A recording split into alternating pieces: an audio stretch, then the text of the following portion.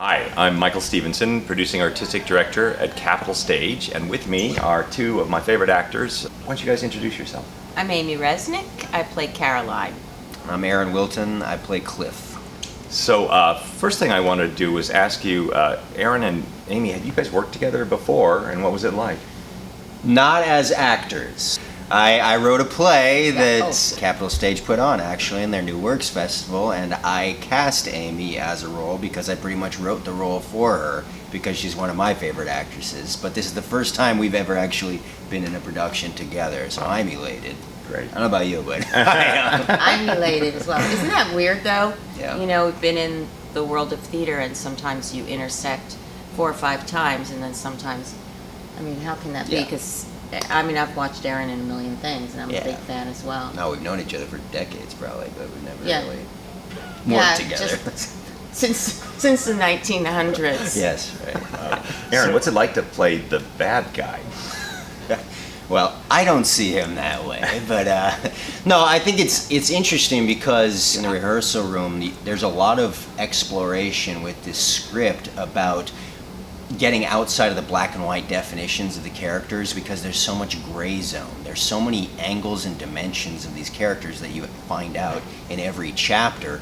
And so it really ends up being a play about empathy more than anything. You don't have direct messages so much as kind of living these lives with these multi-dimensional characters. And so I think I wouldn't define him that way, but I'll tell you, people have very strong reactions during this show. Stronger than, I mean, I tell you, on this stage, I played the guy from Enron who destroyed the state of California and an openly racist, misogynist, horrible people. And I'm getting the worst reactions of people in this play. And I think it's a tribute to the writing is that every character gets a strong reaction for things they do that they are unexpected. And there's one of my favorite things about the play is every scene there's a little bit of a twist at the end and it takes you places you don't expect. And I think you both end up doing things you don't expect as your characters. Has anyone ever reacted negatively to you for some of the choices you make? Oh yeah. Yeah, there's been there's a lot of, I love it when audiences talk back. I'm just going to say that. I encourage you. I love it because it becomes more of a gestalt experience. We're all in the same room. And there's a lot of, one night we had a lot of hissing, and that's one of the really amazing things about working in this theater. If you have an audience who's not sitting back, like this with their arms crossed, they're ready and coming and able for the new adventure. And so they're right there with you. You don't have to really warm them up. That's what's amazing to me, is they're there from the moment that the lights come down.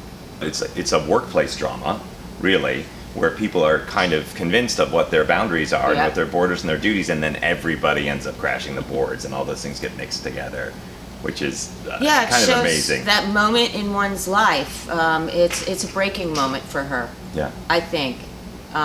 She does things that she's never done before. And what throws her there? Is it just the synchronicity of this particular case reminds her of her own self as a child? I don't know what it is, but she's definitely at that burnout stage, and she's willing now to do anything possible to save one soul in this life. Is really what it comes down to. Just save this baby's and give it a chance to have a life. We've had a lot of audience members who are social workers or have been involved in the foster system, and they're all saying it's very, very, very accurate. Hey, one last question for you. What's the funniest thing that happened to you in rehearsal, or even in performance? Oh, I know. I already know what the answer is for this one.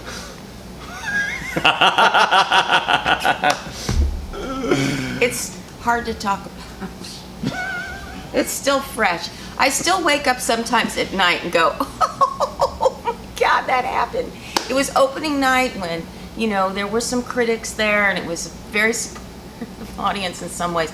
And I took the biggest fall I ever have in my entire life of doing theater. And it was like, not just a splat, it was like being dropped from a helicopter. I literally flew in the air somehow and fell, and at first the audience thought, well, that's it. She's being taken off in a stretcher. And so they were like this, and then I said some ad lib, and then they were like, I think you said, I'm always late for my next I'm appointment. always late for my next appointment. And so, that was just unbelievable.